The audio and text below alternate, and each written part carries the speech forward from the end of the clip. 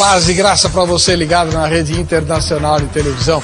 Começa agora o seu programa de reflexão, entrevistas e debates de cada noite da semana. Na segunda carta do apóstolo Paulo aos Tessalonicenses, no segundo capítulo, entre os versículos 6, 7 e 8, Paulo está falando sobre a manifestação daquilo que ele chama de homem da iniquidade, né? O anticristo, na verdade.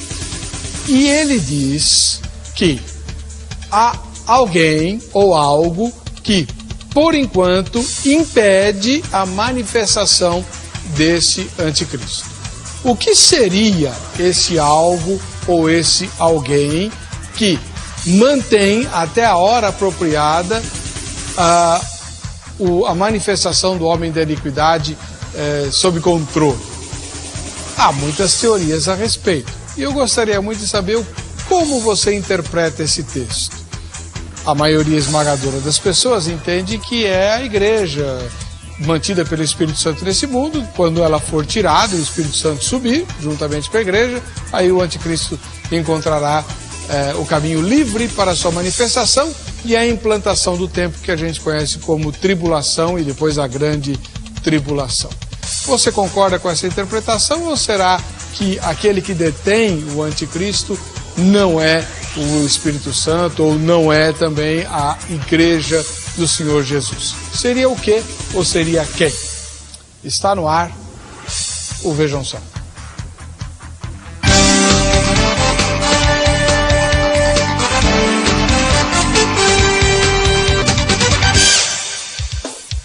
Olá, começamos mais uma edição do programa Vejam Só, que é produzido pela Rede Internacional de Televisão e transmitido em tempo real para todo o Brasil, para as 3 Américas, né? E também para a Europa, além de outros lugares do mundo que recebem o sinal da RIT. A todos os telespectadores, as nossas boas-vindas. Como o assunto de hoje, mais uma vez, é um debate a respeito da escatologia, isto é, da doutrina das últimas coisas, a produção trouxe o pastor Silas Franco Dourado, da Igreja Batista Plenitude de Deus e professor de escatologia no IETEP. Como vai? Tudo bem, pastor? Tudo bem, pastor Eva. Muito obrigado pela presença do senhor. Obrigado, pastor. E, do outro lado, representando a Igreja Histórica, o reverendo Jair de Almeida Júnior, da Igreja Presbiteriana Jardim da Glória. Tudo bem, reverendo? Tudo bem. Como vai? Prazer estar com vocês, viu? Prazer é nosso. Pode sentar. Muito obrigado pela presença dos irmãos. Quero só ver o que vai dar. Um amilenista, né? O reverendo Jair é amilenista, não é isso? E o pastor Silas é pré-milenista. Pré-milenista. Vamos ver o que vai dar aqui, nessa discussão toda. Vamos começar assistindo a matéria que a repórter Carla Viana preparou e que apresenta o tema. Vejam só. Os eventos catastróficos, as tragédias do dia a dia, o sofrimento da raça humana, nada pior que tudo isso pode ser comparado ao mais dramático e aterrorizante acontecimento vindouro da história humana, descrita no Apocalipse: o dia do aparecimento do Anticristo. Alguns acreditam que ele já está em nosso meio, porém no processo de tornar notória sua existência. Mas estando ou não prestes a fazer o que está predestinado, o anticristo se encontra impedido por algo e ao mesmo tempo alguém de manifestar a sua ira. Basta observar o sujeito oculto a quem o apóstolo Paulo se refere como repressor da manifestação do iníquo. E agora sabeis o que detém, para que seja revelado somente em ocasião própria. Com efeito, o mistério da iniquidade já opera e aguarda somente que seja afastado aquele que agora o detém. O que é esse algo? Quem é esse alguém? Alguns consideram a igreja como resposta à primeira pergunta, e o Espírito Santo aquele que resiste ou impede a revelação do anticristo. Outros acreditam ainda que esse algo ou alguém são a mesma entidade, com poder de guerrear contra Satanás. E o perfil do anjo Miguel se enquadra perfeitamente ao detentor da besta. Como nada acontecerá fora do cronograma divino, até segunda ordem, Miguel seria o adiador da aparição do anticristo. São muitas interpretações sobre quem ou que de fato estaria impedindo o anticristo de se manifestar. E o programa Vejam Só desta noite discute qual resposta é a mais convincente ao que se refere o apóstolo Paulo em sua carta aos Tessalonicenses. Pastor Silas Franca Dourado, eu sei que a escatologia é um dos assuntos que fascina o senhor há muito tempo. O senhor é um especialista na matéria, então o senhor começa respondendo. Na sua primeira fala, que resposta o senhor dá para a pergunta tema de hoje? Então, pastor, não fica claro, biblicamente não fica. Apesar de muitas conjecturas, e aqui no decorrer do debate a gente vai traçar. Mas aqui, diante das 10 que eu trabalhei, diante das 10 teorias que eu pesquisei, a teoria que fica, na minha visão, mais voltado para a realidade seria o Espírito Santo. O Espírito Santo é o único, ou seja, ou através da igreja, não importa, mas o Espírito Santo é de fato aquele que o detém. Porque enquanto o Espírito Santo estiver por um processo determinado da graça, pela dispensação da graça, operando, então o mistério da iniquidade, o homem do pecado, ele está, de uma certa forma, aguardando até que a igreja seja arrebatada. Quando a igreja for arrebatada, aí os eventos de forma cronológica acontecerão de forma sistemática, e o cumprimento do Apocalipse, capítulo 6 ao capítulo 18 se dará. A última semana de Daniel, que Daniel fala no capítulo 9, verso 27. Muito obrigado. Depois a gente vai esmiuçar isso, trocar em miúdos, como diziam os antigos, né? Reverendo Jair de Almeida Júnior, o senhor, como ministro da Igreja Presbiteriana, tem uma posição, uma interpretação diferente, não é dispensacionalista, ou é? Não. Bom, de fato, a primeira fala do irmão, concordo com ela, no sentido de que não há como determinar, não há como bater o martelo, não há como especificar exatamente o que é que o detém e aquele que o detém, né? E como amilenista, eu não posso concordar com a ideia da retirada do Espírito Santo e nem mesmo a ideia de que é a igreja que o detém, porque na visão milenista a igreja está presente até a volta de Cristo e o julgamento final, né? Então, achei muito interessante a matéria porque indicou duas coisas que são importantes de serem consideradas. Primeiro, uma tratativa um tanto genérica, indicando algo que não é pessoal, o que o detém. E depois, tratando-se de algo pessoal, aquele que o detém.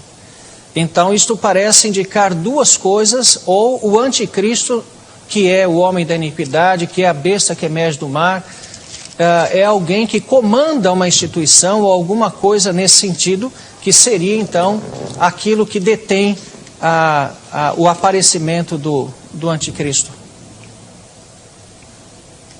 E é impossível determinar, né? Apenas genericamente. Então nós não temos como saber? Não. E aquele que disser que sabe terá que provar num texto aberto das Escrituras a sua resposta. Bom, mas o senhor não tem nenhum palpite? É impossível determinar. Há algumas teorias, né, que nós podemos listá-las. Agora, todas elas são passíveis dos seus questionamentos. Então, é por isso que eu estou dizendo. Nenhuma delas vai responder satisfatoriamente, sem deixar qualquer tipo de questão aberta. Não, tá bom. Mas então, vamos supor que o senhor esteja dando uma aula na escola dominical, lá na igreja do Jardim da Glória, e um senhor pergunta: mas, reverendo, do que Paulo está falando aqui? Eu teria que pegar o contexto de 2 Tessalonicenses, mostrar o padrão que Paulo utilizou provavelmente para construir a figura do homem da iniquidade ali, e então indicar que é uma pessoa que deverá estar ligado a algum tipo de órgão, governo ou igreja, à frente de uma instituição, portanto, e usando isto para utilizar a sua ação, né? Enquanto isto não for retirado, o homem da iniquidade não aparecerá. É que eu estou apertando o senhor porque eu quero entender, que eu ainda não entendi a sua resposta. A própria organização que apoiará o anticristo é que está impedindo a manifestação dele? É isso que o senhor está dizendo? Podem ser, vamos às teorias, né? Podem ser as próprias leis, por exemplo, há uma teoria de que eram as leis romanas, o próprio Império Romano, porque o imperador exigia adoração a si mesmo, né? E nesse caso, o próprio homem da iniquidade teria que derrubar o Império Romano para que ele fosse adorado, né? existe uma possibilidade que fossem as próprias leis dos judeus, né? Existe a possibilidade de estar atrelado ao próprio poder de Deus, o próprio Cristo que determina, e essa seria, vamos dizer, a minha preferência, né? O homem aqui que o detém é o próprio Cristo que, dentro do seu propósito, estabelece o momento da sua vinda, né? Não e seria... é ele que segura o Exatamente. Então agora ficou menos nebulosa a sua resposta. É que é difícil se situar dentro das informações. Mas ao longo do debate a gente vai indo. Por exemplo, o Osmar lá de Joinville, em Santa Catarina, ele diz assim: quem está impedindo o anticristo de manifestar é o Espírito Santo, que está na terra e na igreja no tempo da graça. Enquanto a igreja estiver aqui, ela é o sal que ainda conserva a moral de uma civilização imoralizada. A igreja também é considerada a luz que brilha em meio às trevas, anunciando a vinda do sol da justiça. Quando o Espírito Santo e a igreja forem elevados aos céus, então o anticristo se manifestará com o seu lado cruel, pois a igreja ainda o irá ver no seu período de bondade, nos primeiros 3 anos e meio de sua manifestação. Versículo 3. Iremos conhecê-lo pela televisão no seu período bom. Depois voaremos como a águia para as bodas do Cordeiro. Amém. O Osmar, então, está defendendo uma posição das inúmeras que existem na escatologia, que é a midi-tribulacionista, certo, pastor Silas? Ele crê que a igreja será arrebatada depois do início da grande tribulação. É midi ou meso-tribulacionista. Há três teorias básicas disso aí. A pré-tribulacionista acredita que a igreja será arrebatada antes da grande tribulação, depois do arrebatamento, o harpazo dará sequência o cumprimento da grande tribulação. A meso ou a midi é essa do meio e a pós é do final. Eu vejo em todas as profecias, as duas primeiras têm muito argumento. Tanto a pré-tribulacionista como a mesotribulacionista tem um argumento muito forte. Só que eu acredito e vejo assim que a pré-tribulacionista ela tem mais argumento do que a mesotribulacionista, que a igreja de fato ela é arrebatada, não só como o texto de que a igreja, João tem uma visão no capítulo 2 e 3 do livro do Apocalipse, com a carta às 7 igrejas. E aquelas igrejas, de fato, eram igrejas que existiam naquela época. Ele usa como modelo a igreja vitoriosa, a igreja de Filadélfia. E no capítulo 3, no verso 8 seguinte, ele fala o seguinte: porque guardaste a minha palavra, eu guardarei da hora da tentação que há de vir sobre todo mundo. E nessa visão, e com mais outros textos, que não é esse o foco da nossa discussão, acreditamos que a igreja não passa pela grande tribulação, porque você vê falando da igreja no capítulo 2 e 3. Capítulo 4 é uma visão, a visão do Criador que nós chamamos, do Apocalipse. Capítulo 5, a visão do Redentor. E a partir do capítulo 6 se desenrola a grande tribulação. E até o verso 18, início 19, você não vê mais a igreja como nome igreja, participando como igreja do Apocalipse em forma alguma. Vamos lá. A Josiane de Jesus Souza, de Santa Luz, na Bahia, ela diz assim: acredito que seja a igreja, pois logo após o arrebatamento da igreja, o anticristo reinará por 7 anos. Ou não? Já o Reinan Silva, de Tobias, cidade de Tobias, lá em Sergipe, para mim o que está impedindo o anticristo é o Espírito Santo e a apostasia. A apostasia é a favor do anticristo, não contra ele, né? Vamos ver. Reverendo Jair de Almeida Júnior, o senhor não acha que não é nada disso, né? Bom, de fato, o que nós vemos aqui em 2 Tessalonicenses é que haverá uma grande apostasia que preparará, vamos dizer assim, a chegada deste anticristo, né? Mas vamos primeiro entender quem é esse personagem. É possível que Paulo, quando tenha falado sobre o anticristo aqui, aliás, o homem da iniquidade, que é a expressão que ele utiliza, ele deveria estar pensando sobre o abominável da desolação de Daniel. E isto por uma razão simples. Nós sabemos lá, através de 1 Macabeus, que esta profecia de Daniel ela tem um primeiro cumprimento exatamente na profanação do templo.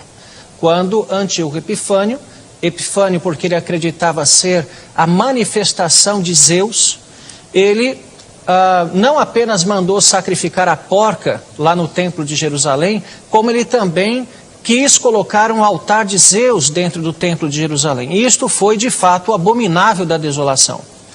Mas o que isso tem a ver com Paulo e a época do Novo Testamento? Exatamente que cerca de 10 anos antes de Paulo ter escrito 2 Tessalonicenses, o imperador Gaio, chamado também Calígula, para que forçasse os judeus a reconhecer a divindade dele, porque os judeus não reconheciam, quis colocar uma estátua dele dentro do templo. E isto era do conhecimento dos cristãos, isto provocou uma verdadeira polvorosa entre judeus, especialmente, e isto se tornou muito conhecido entre os cristãos. Então, se nós fizermos as devidas ligações, vamos perceber que a atitude de Antíoco Epifânio e a atitude de Calígula são muito semelhantes. Então, tendo este pano de fundo em mente, e indicando, portanto, alguém que se levanta contra Deus, que é o que descreve aqui, alguém que se coloca no altar de Deus, no templo de Deus, querendo ser Deus, etc. e tal, indica exatamente isto. Agora, então, quem poderia deter este? Seria um anjo? Bom, nas Escrituras nós não temos nenhum tipo de situação aonde existe um papel angelical detendo algum governo, né? Podemos em Daniel 10 ali, provavelmente a referência do próprio diabo, né? Onde o arcanjo Miguel vai lá e o vence. Dentro da estrutura que nós vemos na Bíblia, quem faz oposição a demônios são os anjos.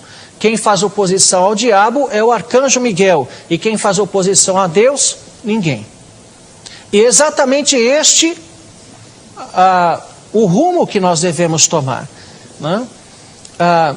Quem detém o aparecimento, o surgimento deste homem da iniquidade é o próprio propósito de Deus, né?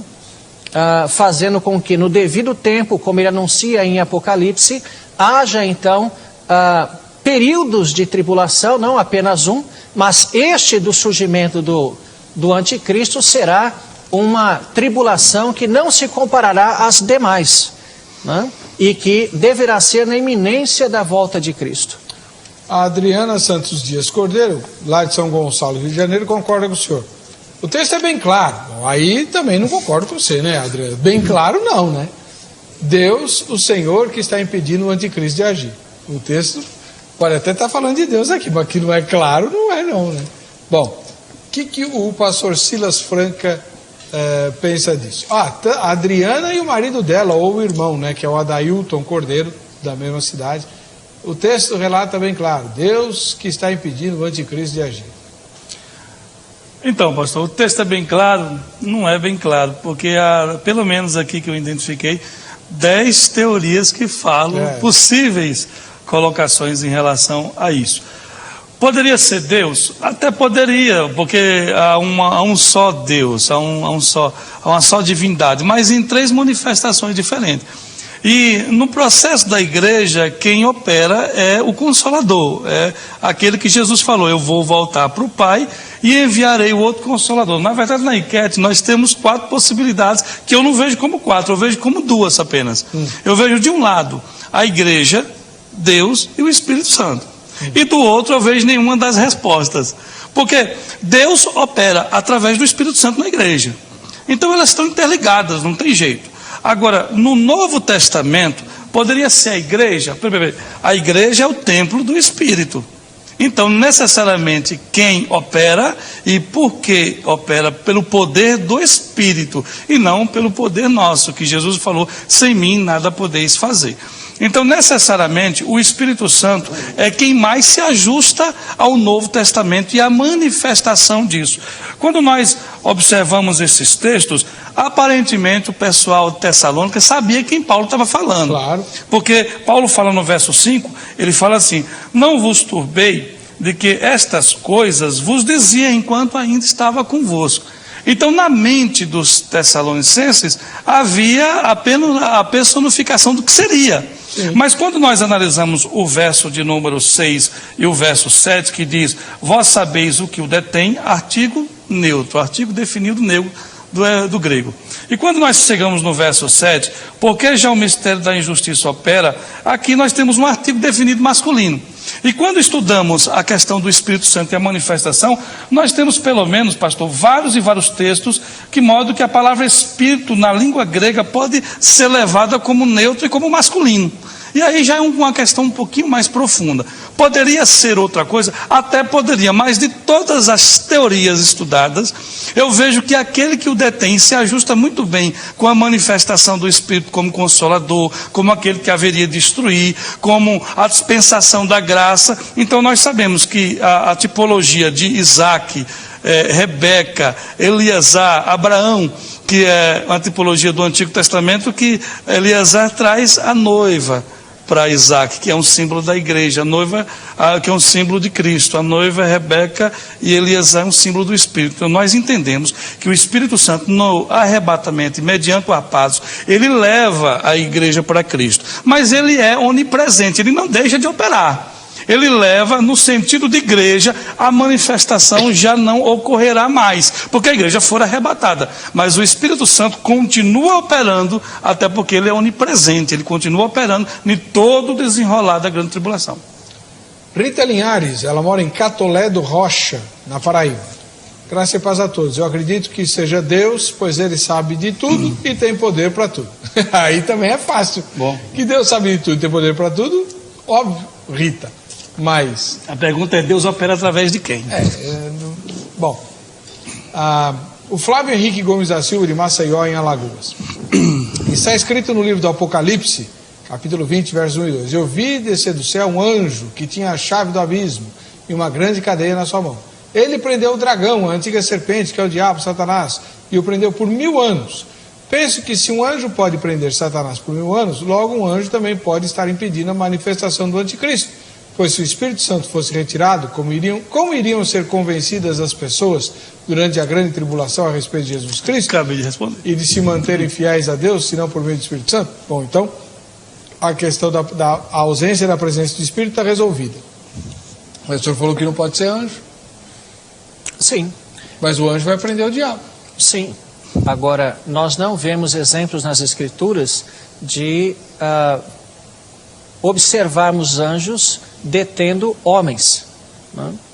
O que nós vemos é aquela hierarquia que eu já falei, de quem lida com o diabo é o arcanjo Miguel, ou um anjo, né? Dentro dessa questão de Apocalipse é difícil saber, em Apocalipse 9, né? E depois na narrativa de Apocalipse 20, quando o anjo também tem a chave do abismo, que é o lugar dos demônios, se ali é o arcanjo Miguel. Não está claro, né? Não dá para fechar a questão, né? Agora, o que se vê é que o anticristo é homem, é um ser humano, um agente do diabo, né? E quando nós falamos também da questão de Deus, ele não precisa obrigatoriamente usar um agente. E o texto não está claro aqui, aliás, nem cita nada disso, só diz o que o detém, né? Deus pode diretamente determinar a agência do anticristo, até onde ela vai, aonde ela começa, sem a utilidade ou a instrumentalidade de agente qualquer, né? Presbítero Clever Ribeiro Gabriel, de Iporá, em Goiás. Ele responde que quem detém são os fiéis, ou seja, os santos. Charles de Deus, de Paracambi, no Rio de Janeiro. O Espírito Santo, que tem operado através da igreja, né? Agora, eu queria perguntar para o pastor Silas, como é que a igreja poderia, então, nessa hipótese, estar impedindo a manifestação do anticristo? Não, a igreja ela só pode impedir a manifestação através da pregação do Evangelho, mas o que está por trás de tudo é o mover do Espírito. Quando Jesus subiu aos céus, lá em Atos, no capítulo 1, ele ordenou aos discípulos que ficassem em Jerusalém até que do alto sejais revestidos de poder. E o poder veio no capítulo 2 de Atos, a descida do Espírito Santo, porque haveria de ser nessa descida o revestimento de poder. E era uma promessa de Jesus no capítulo 14, 15 do Evangelho de João. Eu vou voltar para o Pai e enviarei o outro Consolador para que ele vos instrua em tudo. Então a igreja só faz e só opera alguma coisa através do Espírito Santo. Porque Jesus falou, sem mim nada podeis fazer. Então ele falou, eu vou enviar outro. A palavra outro quer dizer alguém semelhante a mim mesmo, da mesma espécie. Quer dizer, a terceira pessoa da Trindade vai me representar, só que não vai ser como eu fisicamente, vai ser o Espírito do Senhor, virá sobre vós e ele vai operar. Nesse sentido, vimos que no fundo de tudo só está, ou melhor, operando atrás de todo o cenário está o Espírito Santo. É o Espírito Santo. Não tem como. Muito bem. Um pastor amigo meu falou o seguinte, para a gente saber o que é, a gente tem que saber primeiro o que não é. Por exemplo, poderia ser o Império Romano com suas leis? Eu não acredito, porque o Império Romano e suas leis passaram, mas o anticristo ainda não se manifestou. Então essa tese cairia por terra. Poderia ser, tem várias coisas, o próprio Satanás, uma casa dividida contra si mesmo não subsistirá. O diabo impedindo o diabo de operar, é meio estranho esse negócio. Poderia ser o Estado judaico, os falsos profetas, como Paulo estava submetido, se fosse, teria que dar a sequência após o cumprimento. E tem até uma tese absurda. Poderia ser o profeta Elias, menos improvável ainda, porque Elias não se encaixa em nada com esse contexto. Então, nós estudamos o que é a partir, quando não fica claro, a partir daquilo que não pode ser. Então, a gente tem um argumento um pouquinho melhor para defender a questão do Espírito Santo. E refriso, esse texto não fica claro, mas de todas as que não podem ser, a única que eu vejo que pode ser ainda seria a manifestação do Espírito. O Paulo Rogério Costa, de Guarulhos, na Grande São Paulo, diz assim: segundo o apóstolo Paulo, é o Espírito Santo. Deixa claro que é um, quer dizer, Espírito. Se fosse a igreja, seria uma. Essa é uma observação. Mas nós precisamos entender que o Espírito Santo nunca esteve ausente da terra e nunca estará. Né? No Antigo Testamento ele já estava presente, ele é que dava os dons espirituais do Antigo Testamento, ele é que inspirava os profetas, ele é que convertia as pessoas. O derramamento do Espírito não pode ser entendido como a chegada do Espírito, mas como a plenitude do Espírito. Entendendo que a partir da obra consumada de Jesus Cristo, o Espírito Santo começou a agir de sua forma plena, de sua forma mais poderosa. Isso vinculado àquilo que Jesus completou. Né?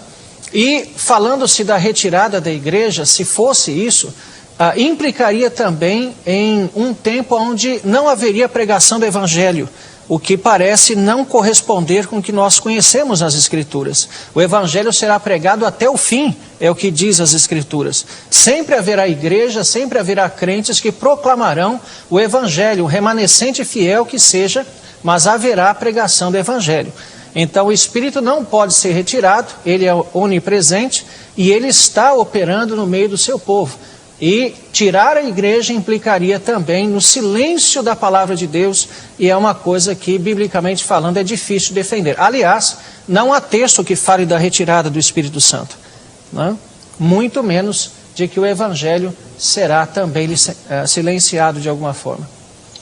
O Paulo Rogério Costa, já acabei de ver, mas vocês não comentaram. Ele disse que se o texto fala que é um e não uma, então não pode ser a igreja. Certo? Deixa claro que é um, mas espera aí. Não, fala aquele, né? Aquele ou o que. O verso 6 fala que. O que eu detenho. O que eu detenho. E depois fala no verso 7 que há um que agora reside, que até que no meio seja tirado. Há um que agora reside. Tá. Então, aí é que vem esse a um, é o artigo definido masculino. Muito bem. Boa observação, Paulo Rogério.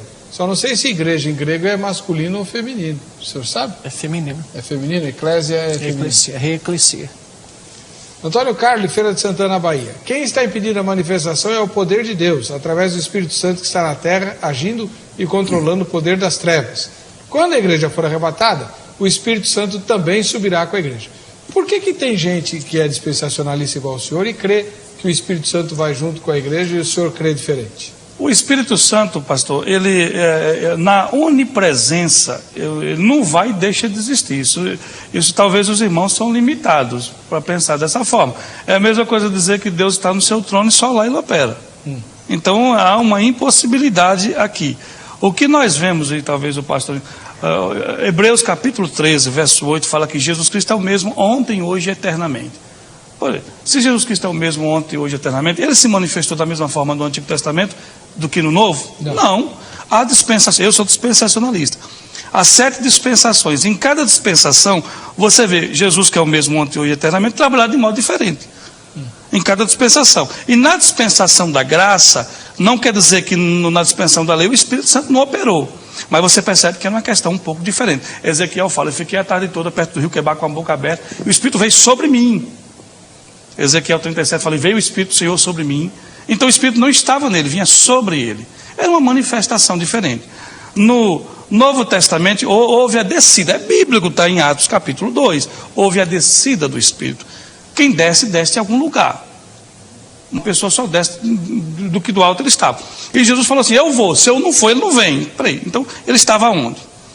No sentido de graça, de Novo Testamento, a gente percebe que o Espírito Santo no Novo Testamento opera diferente do Antigo Testamento. Não que ele não operasse no Antigo Testamento, mas o Novo Testamento seria de fato, como o pastor, eu acredito, a plenitude dos tempos. A dúvida é a seguinte, para muitos dispensacionalistas, o Espírito Santo sobe com a igreja e permanece no céu. Não, isso é uma questão impensável. Se muitos pensam isso, pensam errado. Porque quem vai dar sabedoria, graça, são as 2 testemunhas para que ela profetize por 1260 dias, vestidas de pano de saco. Apocalipse capítulo 11 fala. Quem vai convencer os 144 mil no capítulo 7, verso 4? Quem vai convencer a grande multidão do capítulo 7, verso 9? A manifestação do Espírito é que é diferente, mas ele continua operando através do Evangelho do Reino. Muito bem.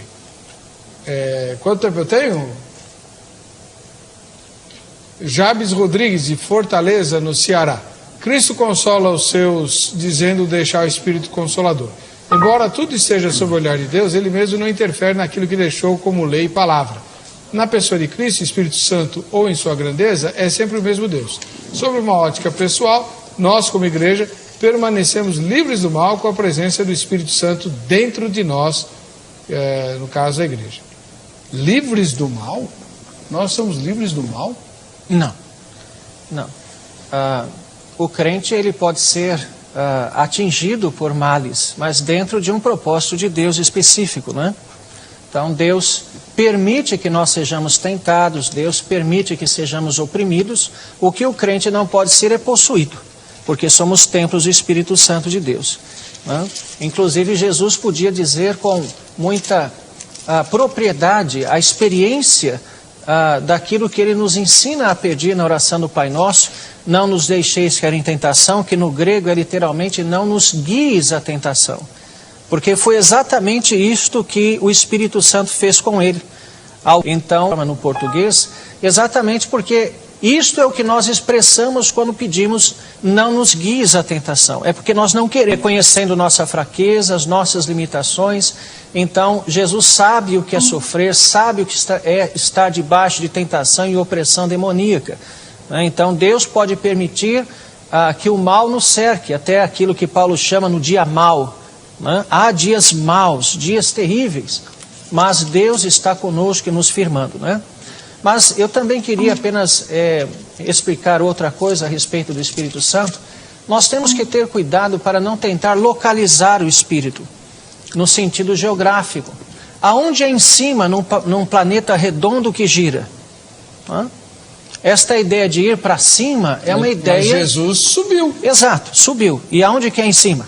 Não sei, para onde ele foi? Ele foi para o trono de Deus. Exato. Ele subiu, ele não desceu, não foi reto. Exato, e é esta a ideia. É a ideia, não é o lugar. Jesus foi para o trono de Deus, porque aonde é em cima num planeta redondo que gira? Então nós temos que ter esta ideia, que é a ideia também da própria presença do Espírito conosco. Aí ele veio sobre mim. Aonde ele estava? No alto, embaixo, do lado? Quer dizer, não é ideias de locais, é a ideia da presença do Espírito. E isto aplicado exatamente ali ao Pentecoste, também de novo, ele desceu. Desceu de onde? ele veio do trono de Deus. E nesse sentido, então, fala-se da plenitude, da presença absoluta do Espírito por causa da obra consumada de Cristo. A repórter Carla Viana foi perguntar para os crentes que ela encontrou a respeito de que interpretação dariam para esse texto do apóstolo Paulo. Vejam só. Segundo Paulo, quem está impedindo o anticristo de se manifestar? O Espírito Santo. E por quê? Porque enquanto ele estiver na terra, a igreja, o anticristo não pode se manifestar. Mesmo que ele esteja no nosso meio, não pode se manifestar ainda, até que do meio seja tirado. Segundo a Bíblia, pelo que eu creio, é a presença do Espírito Santo de Deus. E acredito que a igreja também, ela precisa cumprir o seu papel aqui na terra, e acredito também que isso já está acontecendo. E quando a igreja realmente cumprir o seu papel, então o anticristo se manifestará. Vai se manifestar, mas por enquanto o povo ainda está orando, né? Mas a própria palavra fala que vai chegar um tempo que muitos vão se cair, né? E são poucos aqueles que vão continuar. Nesse momento ele se manifesta? Com certeza. Eu acho que ninguém está impedindo. Quando tiver que acontecer, vai acontecer porque está previsto na Bíblia, né? A Bíblia fala a respeito disso. Então a gente está esperando a qualquer momento isso acontecer. Então vai demorar um pouco, ou vai ser daqui a amanhã. Isso vai ter que acontecer um dia. A igreja. E por quê? Eu creio que enquanto a igreja, o Espírito Santo estiver operando aqui, aí vai ser o grande impedimento do anticristo de manifestar.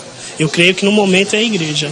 Se ausentando o Espírito Santo, aí sim? Aí sim, quando a igreja for arrebatada, aí sim ele vai se levantar e vai dizer o que ele é, verdadeiramente.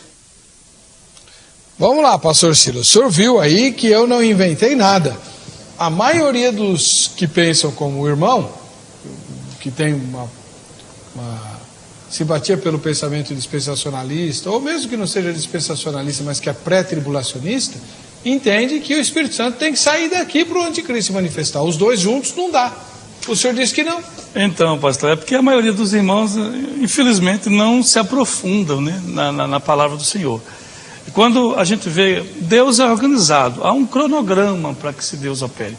Quando você estuda toda a dispensação, você vai ver que, como Paulo fala em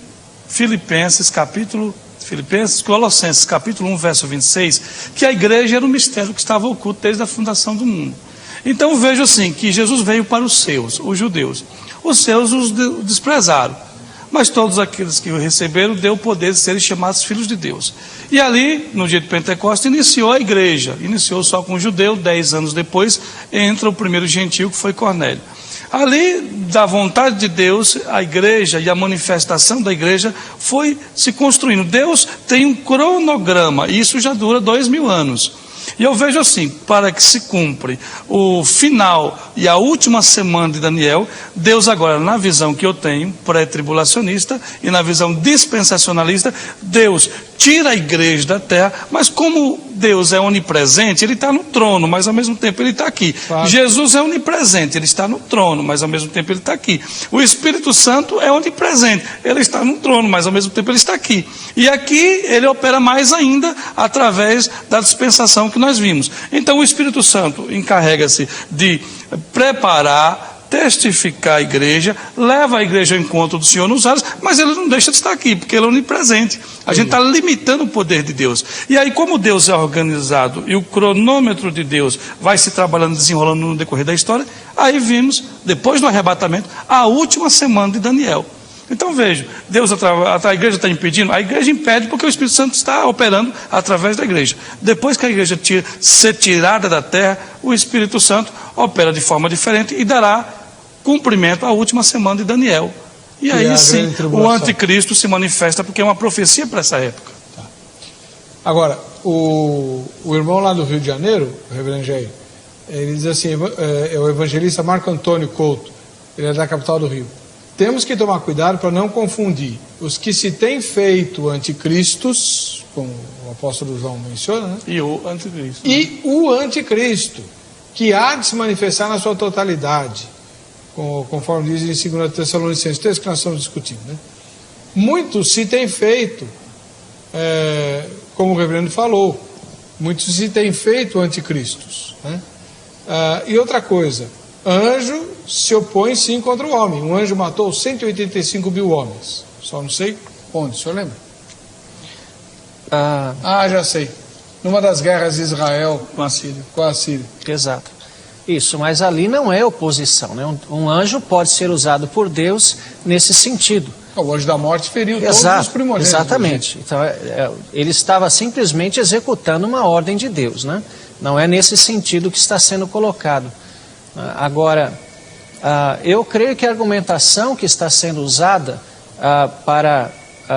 ligando a retirada da igreja com o Espírito Santo e a dominação do anticristo, embora não concorde, eu acho lógica, né?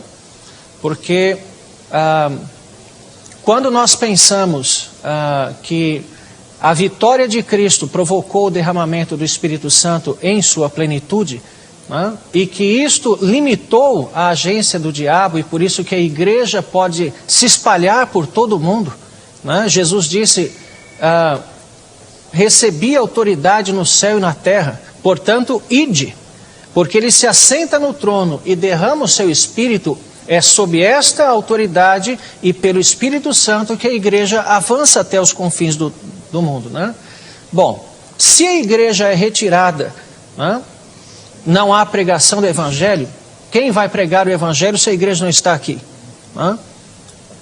Quem vai converter-se? Como ouvirão se não há quem pregue, diz a palavra, né? Mas tem as duas testemunhas. Quem tem são? 144 mil selados. Quem são esses daí? Né? O senhor não assistiu os Vejam Só que discutiram isso, né? Não, eu estou dizendo. São todos textos que, por exemplo, na linha amilenista, não são considerados aí, né? Os 144 mil na linha milenista são simplesmente um número dos eleitos da antiga dispensação, no sentido do Antigo Testamento, e do Novo Testamento, né? 12 vezes 12 vezes 1000. Né? Não temos nenhum problema com isso. E as duas testemunhas? As duas testemunhas podem ser a própria igreja, podem ser dois profetas na iminência da volta de Cristo, né? Moisés e Elias, né? O que eles viriam fazer novamente aqui? Né? Alguns entendem ser Moisés e Elias, mas no amilenismo geralmente se fala da própria igreja, né? Como Jesus enviou 2 em 2, são discípulos, simbolizando a própria igreja que deverá perecer como instituição diante de um mundo que a persegue, né? Mas que isso duraria pouco porque de fato a igreja volta e volta com força, né? O Jonas William, de Presidente Prudente, Presidente Prudente, cidade do interior de São Paulo. Trata-se do corpo místico de Jesus Cristo. Dizer que é o Espírito que será tirado é o mesmo que afirmar que as duas testemunhas que pregarão aos judeus não terão o Espírito Santo. Moisés e Elias. E os 144 mil de Apocalipse... Moisés e Elias e os 144 mil de Apocalipse 7 serão selados na tribulação, com o selo do Deus vivo, que é o Espírito Santo. Efésios 4:30. Portanto, o Espírito Santo estará na terra. Já o corpo de Cristo, não. Então, bom, nisso o senhor concorda, né, pastor Silas? A igreja não estará aqui quando o anticristo se manifestar. Não, a igreja não Nem estará. no comecinho. Eu acredito que o divisor de águas é justamente o arpazo, o arrebatamento. O arrebatamento é o divisor de águas. Nós vamos ter tribulações, mas a grande tribulação propriamente dita é o processo dos 3 anos e meio finais. Mas a grande tribulação é incluída os 7 anos, quando a gente fala de grande tribulação. E a igreja não vive e não vivencia essa grande tribulação. De forma nenhuma, eu na minha visão pré-tribulacionista, apesar de refrisar, há muitos argumentos para o meso, mas eu vejo mais argumento no pré-tribulacionista. Agora, com respeito ao pastor, eu não vejo argumento quase que nenhum em dizer que a igreja, que é as duas testemunhas, porque são duas pessoas que morrerão. A igreja são duas, percebe que está sendo literal ali. E darei poder a minhas duas testemunhas para que profetize por 1260 dias vestidas de pano de saco. Essas são as duas oliveiras e os 2 castiçais que estão diante de Deus na terra. Essas têm o poder de fechar o céu quantas vezes quiserem e transformar em água e sangue. Poderia ser Elias, Enoque ou Moisés? Poderia, mas não são nenhum desses. Nenhum desses tem Quem o senhor fundamento. acha que são? São 2 judeus que Deus levantará. Nós estaremos limitando Deus, guardando Por que Moisés. tem que ser 2 judeus e não... Dois judeus, os 2 profetas que Deus levantará. Eu acredito ser judeu, porque a dispensação e esse final da última semana de Daniel está determinado literalmente por judeus. Olha, Daniel, 70 semanas de anos estão determinados sobre o teu povo, judeus, e sobre a tua santa cidade de Jerusalém. Então, necessariamente, as 2 testemunhas, elas vão ter um peso muito forte na profecia de Daniel e ligado aos judeus. Mas os judeus vão sofrer tudo de novo. Ah, pastor, essa é a consequência, uma das, de ter rejeitado o Mashiach, né? Puxa vida. Bruno Robert Belli, de Mogi Guaçu, em São Paulo. Não podemos afirmar que seria realmente... não podemos afirmar quem seria realmente. Mas minha opinião seria que Jesus o segura, pois a Bíblia diz: todo o poder dos céus e da terra foi dado a Jesus. Ele é o único digno. Então é ele que está segurando o através anticristo. do Espírito Santo. Mário Borges, de Ceilândia, Distrito Federal. Graça e paz, pastor. Sem sombra de dúvida, é o Espírito Santo, é o que a Bíblia nos diz. Porque o que eu percebo muito aí é que os irmãos estão fazendo distinção entre o Espírito Santo, Jesus e Deus. Mas são 3 pessoas. Não, mas estão fazendo distinção literalmente, como se fossem 3 deuses. Aí a gente corre o risco de estar dividindo a triunidade de Deus. E não há divisão nisso. Há propósitos e manifestações em tempos diferentes. Agora dizer assim que o Espírito Santo, mas foi Deus, não foi o Espírito Santo. Irmão, mas na dispensação da graça, a gente não sabe. Jesus falou: eu vou voltar para o Pai para enviar o Consolador, e Ele vai continuar a boa obra, Ele vai vos instruir em tudo. Então seria através do Espírito Santo que Deus opera, através do Espírito Santo que Cristo opera. Não há divisão disso não. Tá, mas isso aí, bom, então... Apesar da doutrina da Trindade, é uma doutrina complicada. Você vê que até Lutero não entendeu muito essa questão. Mas dizer não sei assim, se alguém entendeu, né? Porque 3 em 1 é a triunidade, mas são né? 3, é meio, né? Indissolúveis, inseparáveis, mas distintos. Com vontades próprias, mas nunca conflitantes. É dogma. Douglas de Ribeirão das Neves, de Minas Gerais. Penso que o anticristo ainda não se manifestou por causa do número dos escolhidos. Agora o Rio de Janeiro vai ficar feliz da vida. Né? Bom... deixa eu terminar aqui, você vai ficar mais feliz ainda. Que bom. Penso que o anticristo ainda não se manifestou por causa do número dos escolhidos, até que este evangelho seja pregado até os confins da terra, para então vir o fim. E creio que o Espírito Santo também atua em nosso favor. Ele não será retirado no dia do arrebatamento, porque mesmo no período tribulacional ele ainda continuará convencendo o homem do pecado, da justiça e do juízo. Então, a ideia do Douglas, lá de Minas Gerais, é: enquanto não se completa o número dos eleitos, o anticristo não pode se manifestar. Exatamente. Não falei que você ia ficar feliz? Bom, não é, até mesmo não é exatamente de fato, né? Porque o número dos eleitos, para se dizer assim, ele se consuma no último dia, né? Não há como você prever que esse número será antes para a manifestação do anticristo e depois ninguém mais é salvo, né? Então não é exatamente isto, mas se nós formos colocar que este anticristo ele virá na iminência da volta de Cristo, e então virá o fim, virá o julgamento final, virá a consumação de todas as coisas, então sim, eu concordo plenamente, né? Então, eu não sei, talvez seja até interessante falar um pouquinho do amilenismo, que eu acho que é novidade, né? O amilenismo acredita que hoje já é o milênio, que o milênio se inaugura com a vinda de Cristo, a primeira, e termina com a volta de Cristo, a segunda e definitiva. Não é literal, é um grande período de tempo. Durante esse tempo, o diabo ele está limitado em seu poder por causa da descida do Espírito, por isso eu falei que eu concordo com a lógica daquele argumento, né? A descida do Espírito, sem dúvida, tem que colocar uma limitação grande no diabo. Jesus Cristo disse, logo depois de expulsar o demônio de uma menina, que ninguém entra na casa de valente sem antes amarrá-lo, né? Então, houve ali uma limitação do poder do diabo para que a igreja alcançasse as nações. Quando Cristo voltar, então virá o fim. O arrebatamento é o encontro com Cristo nos ares, escrito aqui em 1 Tessalonicenses, aonde Cristo vem nas nuvens, os que estiverem vivos eleitos serão transformados, os mortos ressuscitarão.